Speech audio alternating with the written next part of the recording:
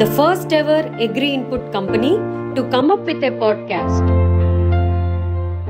What are the reasons for this transformation, sir? ఇంత మారడానికి గల కారణం ఏంటి? 1950s ఆ టైం లోపల అప్పుడు వ్యవసాయం వేరు. వ్యవసాయాన్ని వ్యవసాయం లాగా కాకుండా ఒక వ్యాపారం లాగా చూడాలి.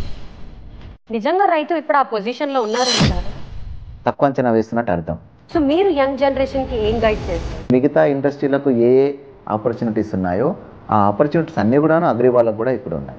అసలు గ్రో వైట్ ప్యాకేజింగ్ ఇది ఏంటి? ప్రతిసారి ఒక ప్యాకేజ్ కూడా important. Coromandel is pioneer. Reaching customer is next important అన్నమాట. మనమే పయోనియర్. సక్సెస్ కాలేదు. ఇది మనది, we own it. Time transaction కాదు.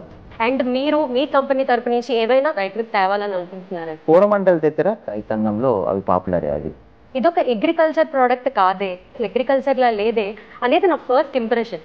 ఎందుకు ఎఫ్ఎంసీజీ వాళ్ళకే అట్రాక్టివ్ ప్యాకింగ్ ఉండాలా? ఏంది మన ఫార్మర్స్ కి మనం అట్రాక్టివ్ ప్యాకింగ్స్ ఇవ్వలేమా? ఎంతవరకు కెరీర్ అట్రాక్టివ్నెస్ అగ్రికల్చర్ కూడా ఉందని మీరు అనుకుంటున్నారు సార్? పోస్ట్ ప్రొడక్షన్ లాసెస్ ఉన్నాయి. అగ్రికల్చర్ సెక్టార్ కూడా అలానే ఆ ఫేస్ లోనే డెవలప్ అయ్యింది అని మీరు అనుకుంటున్నారా?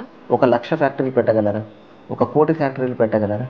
మీ పర్సనల్ లైఫ్ లో కానీ కాలేజ్ డేస్ లో కానీ what is your most memorable vibes sir?